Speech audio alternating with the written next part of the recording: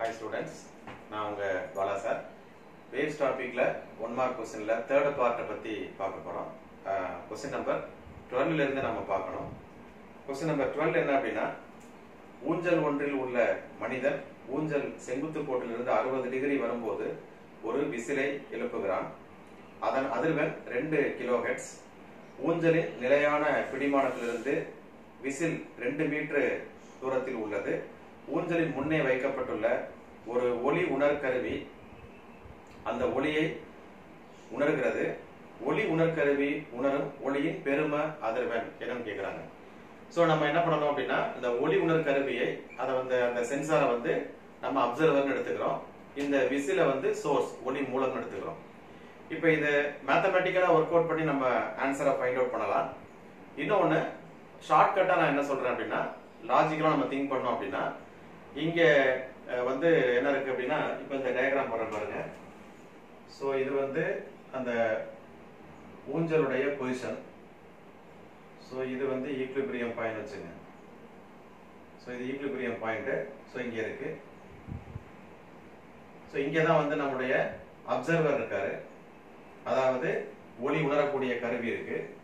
So இங்க இந்த இடத்துல அந்த விசில் அதாவது சோர்ஸ் இருக்கு. இப்ப இது இங்க இருந்து இங்க வரும்போது இப்ப லாஜிக்கலா நம்ம திங்க் பண்ணி பார்த்தோம் அப்படின்னா source is moving towards the observer. ஒளி மூலமானது ஆய்வாளரை நோக்கி என்ன பண்ணுது? டிராவல் பண்ணுது. அப்ப கண்டிப்பா என்ன ஆகும்? According to the Doppler effect, Doppler விளைவின்படி இந்த அதிர்வெண்ணானது உண்மையான அதிர்வெண்ணை விட அதிகமாக இருக்கும். அப்ப நீங்க ஆப்ஷன்ல பாத்தீங்கன்னா ஒரிஜினல் ஃப்ரீக்வன்சி 2 கிலோஹெர்ட்ஸ்னா அதை விட அதிகமா இருக்கணும். அதை விட அதிகமா இருக்கும்போது ஆப்ஷன்ல ஏ தான் கரெக்ட். ஏன்னா மத்தது எல்லாமே என்னன்னா அந்த 2 கிலோஹெர்ட்ஸை விட குறைவா இருக்கு. ஆப்ஷன் ஏல 2 கிலோஹெர்ட்ஸை விட ஆப்ஷன் ஏல 2 கிலோஹெர்ட்ஸை விட அதிகமா இருக்கிறதுனால that is the correct answer. But இருந்தாலும் இதை எப்படி மேத்தமேட்டிக்கலா அந்த அக்யூரேட் ஆன்சரை சரி பண்றது அப்படிங்கறத நம்ம பார்க்கணும். சோ இங்க என்ன சொல்றாங்கன்னா இந்த சஸ்பென்ஷன்ல இருந்து இந்த ஊஞ்சல் 2 மீட்டர் தூரத்துல இருக்கு. அப்ப இது 2 மீட்டர். இது எவ்வளவு ஆங்கிள் ஃபார்ம் பண்ணிருக்குன்னா 60 டிகிரி ஆங்கிள் ஃபார்ம் பண்ணிருக்கு. அப்ப இந்த பாயிண்ட்ல இருந்து இது எவ்வளவு ஹைட் போயிருக்கு அப்படின்னு பார்த்தோம் அப்படின்னா சோ இது ஒரு இங்க இருந்து இப்ப இங்க போயிருக்குன்னு அர்த்தம். இந்த பொசிஷன்ல h ஹைட் ரைஸ் ஆயிருக்கு. இங்க இருந்து இது வரைக்கும் ஒரு டிஸ்டன்ஸ் நீங்க x ன்னு வச்சுங்க. அப்ப total length L. So total length இப்ப Lங்கிறது என்ன அப்படின்னா x plus h. ரைட்டா? இப்ப what is our h? h அப்ப L minus x. அப்ப இது ஒரு ட்ரையாங்கிள், ஒரு ரைட் ஆங்கிள் ட்ரையாங்கிள் நம்ம எடுத்துக்கிட்டோம் அப்படின்னா cos theta is adjacent side divided by hypotenuse L. அப்ப x ஓட வேல்யூ நமக்கு என்ன கிடைக்கும்னா L cos theta ன்னு கிடைக்கும். அப்ப height h is equal to L minus L cos theta or L into 1 minus cos theta. இப்ப நம்ம என்ன பிரின்சிபல் நம்ம இங்க யூஸ் பண்ண போறோம்னா law of conservation of energy principle use பண்ணி நம்ம இங்க இருக்கிற அந்த ஊஞ்சல் இங்க வரும்போது இங்க இருக்கிற அதோட பொட்டன்ஷியல் எனர்ஜி கைனடிக் எனர்ஜியா கன்வெர்ட் ஆகுது. அப்படின்னா mgh is equal to 1/2 mv². mm cancel ஆயிருது. அப்ப வெலாசிட்டி கண்டுபிடிச்சறோம். இங்க velocity of the source vs equal to அல்லது இத vs ன்னு வெச்சுக்கிறேன். vs ஸ்கொயர் is equal என்ன வரும்? 2gh வரும். therefore vs is equal to square root of 2gh, that is 2g into what is our h? h is L into 1 minus cos theta. So velocity v is equal to root of 2 into 9.8 into 2 into 1 minus cos 60. Cos 60 எவ்வளவு? 1/2. So அப்போ என்ன கிடைக்குன்னா root of 19.6 2 into 1 by 2 2 cancel, so root of 19.6 கிடைக்குது.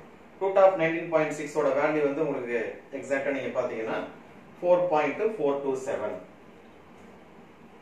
4.427. so this is the velocity of this source. இப்போ நம்ம வந்து இந்த apparent frequency Doppler effect படி கண்டுபிடிச்சோம்னா when the source is moving towards the observer, then the formula is f dash is equal to f into v plus vs divided by v, right? So v is 2 kilohertz into or 1 plus vs by v ன்னு எழுதலாம். so 2 into 1 plus vs அது வந்து 4.427 divided by 330. so 2 into 1 plus இப்போ நீங்க 4.427 330 ல divide பண்ணீங்கன்னா you will get 0.013 so இத multiply பண்ணும்போது 2 into 1.013 so 2 into என்ன கிடைக்கும் 2.026 கிடைக்கும். so this is the apparent frequency. book answer வந்து 2.027 kilohertz, that is the answer. so ரெண்டு விதமா போடலாம். so mathematically நீங்க work out பண்ணீங்கன்னா you will get the result. but 1 மார்க்ல எப்போதுமே நம்ம ஷார்ட்டா போடணும். அப்ப ஷார்ட்டா போடும்போது இதோட லாஜிக்கல் திங்கிங் என்ன அப்படினா when the source is moving towards the observer, frequency increases. ஒளி மூலம் ஆய்வரை நோக்கி டிராவல் பண்றப்ப தோற்ற அதிர்வெண் வந்து உண்மை அதிர்வெண்ணை விட அதிகமாக இருக்கும். அந்த பேசிஸ்ல ஆப்ஷன் A வை நம்ம சூஸ் பண்றோம். ஓகேவா? so this is the solution for the question number 12. அடுத்தது question number 13.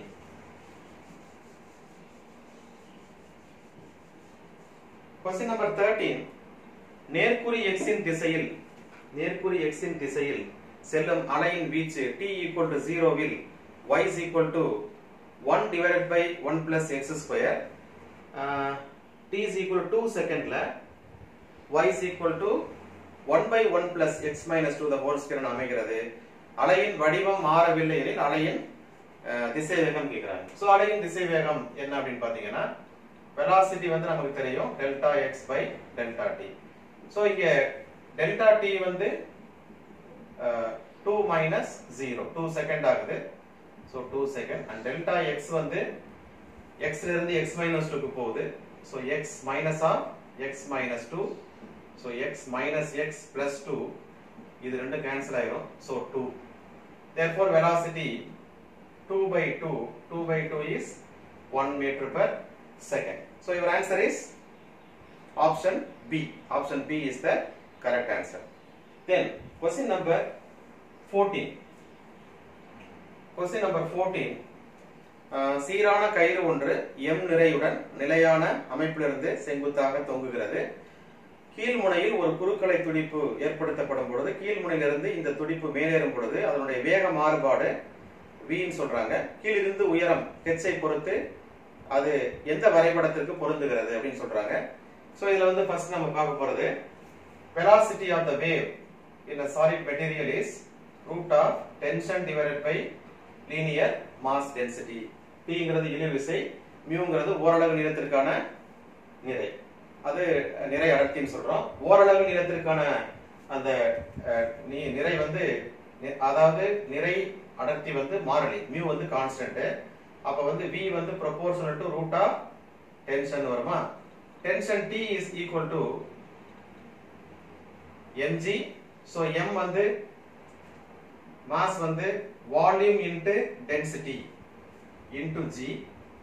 volume ங்கிறது பருமன்ங்கிறது area of cross section of the rope and height, a into h into rho g. so இதுலயும் பாத்தீங்கன்னா area of cross section of the rope, density, gravity எல்லாமே constant. So இந்த இடத்துல g also constant. அப்ப velocity is directly proportional to root of height. Square பண்ணீங்கன்னா v square is proportional to h. So இந்த இதுக்கு நம்ம graph போடும்போது you will get a ஏன்னா ஸ்கொயரா வரதுனால you will get a graph like this. So this is x axis, h along the x axis and velocity along the y axis. So we are getting the graph like this. So is a parabola symmetrical to x axis. x அச்சுக்கு சமச்சீராக இருக்கக்கூடிய ஒரு வளையமாக பரவளையமாக கிடைக்கிறது. So அது வந்து உங்களுக்கு ஆப்ஷனை பாத்தீங்கன்னா option D is the correct answer. And the last question is 15வது கேள்வி பாத்தீங்கன்னா ரெண்டு ஆர்கான் குழாய்கள் கொடுக்கப்பட்டிருக்கிறது. இந்த ரெண்டு ஆர்கான் குழாயில ஒரு ஆர்கான் குழாய் ஒருபுறம் மூடிய ஆர்கான் குழாய் மற்றொரு ஆர்கான் குழாய் வந்து இருபுறமும் திறந்த ஆர்கான் குழாய்கள். இந்த A என்ற ஒருபுறம் மூடிய ஆர்கான் குழாயில் அடிப்படை அதிர்வெண்ணானது B என்ற இருபுறமும் திறந்த ஆர்கான் குழாயில மூன்றாவது சீரிசையில் ஏற்படக்கூடிய அதிர்வெண்ணோடு ஒத்திசைவை அடைகிறது. அப்படின்னா அந்த ரெண்டு குழாயினுடைய நீளங்களுடைய விகிதம் வந்து கேக்குறாங்க, லெங்த் ரேஷியோ கேக்குறாங்க. சோ ஒன்னு வந்து ஒருபுறம் மூடியது, இப்ப இத பொறுத்த வரைக்கும் நமக்கு தெரியும். இன்னொன்னு வந்து ஒருபுறம் இருபுறமும் திறந்த ஆர்கான் குழாய், இது A இது B. சோ இதுல ஃபண்டமெண்டல் ஃப்ரீக்வன்சி வந்து என்ன அப்படின்னு பார்க்கும்போது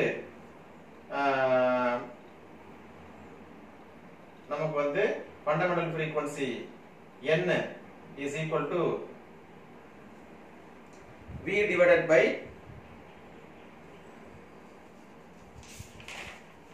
n is equal to v by lambda, right? v is equal to n lambda, v is equal to n lambda, n is equal to v by lambda. So இங்க length நமக்கு ஏற்கனவே தெரியும். So இந்த length வந்து lambda by 4 ஏன் கேட்டீங்கன்னா இது node இது ஆன்டி நோடு, ரைட்டா? சோ கணுவிற்கும் எதிர்கணுவுக்கும் இடைப்பட்ட தொலைவு வந்து lambda by 4. அப்போ என்ன வரும்? lambda is equal to 4l. So இது வந்து v by 4l. So இத நான் என்ன பண்றேன்? length of the tube A வச்சுக்கிறேன். So this is for A tube. And for the B tube this frequency NB வந்து 3 times of இது வந்து actually வந்து 3 times of NB value. 3 times of NB value. What is NB value here? NB வந்து இது ரெண்டுமே வந்து ஆன்டினோட form பண்ணும். So அதனால உங்களுக்கு என்ன கிடைக்கும் அப்படினா V by 2L கிடைக்கும் for the tube B. அப்ப 3NB அப்படிங்கும்போது என்ன வரும் அப்படினா 3 times V by 2LB அப்படின்னு வரும். சோ இந்த ரெண்டு frequencyயும் என்ன ஆகுது? நமக்கு வந்து மேட்ச் ஆகுது because resonance takes place. அதனால நம்ம என்ன பண்றோம் அப்படினா V by 4LA is equal to 3 into V by 2LB. So velocity cancel ஆயிரும். So therefore LA divided by LB. So LA மேல வந்துரும். So 2 மேல போயிரும், right? 2 by 3 into 4. So 2 to 4. So 1 by 6. So what is your option? Option C is the correct answer. Okay. So இந்த waves-ல நாம வந்து 15 1 mark கணக்குகளையும் நம்ம சால்வ் பண்ணி காமிச்சிருக்கோம். இப்போ இந்த 15 கணக்குகளையும் 3 பார்ட் வீடியோல நம்ம கொடுத்திருக்கோம். சோ இந்த 3 பார்ட்ல கொடுக்கப்பட்ட இந்த வீடியோஸ் நீங்க கோ த்ரூ பண்ணிட்டீங்க, நல்லா ஸ்டடி பண்ணி பார்த்துட்டீங்க அப்படினா நீங்க வந்து ஈஸியா நீங்க எந்த क्वेश्चन கேட்டாலும் நீங்க கரெக்ட்டா ஆன்சர் பண்ண முடியும். அல்லது வந்து வேல்யூஸை மாத்தி கொடுத்தா கூட இந்த மெத்தட்ஸ் உங்களுக்கு தெரியும் போது you can easily score the full mark in this topic. So next video la we are going to solve some NEET based and JEE based problems. இந்த டாபிக்ல என்ன மாதிரியான கேள்விகள் வருது அப்படிங்கறத நம்ம அடுத்த வீடியோல பார்க்கலாம். Keep watching. Thank you.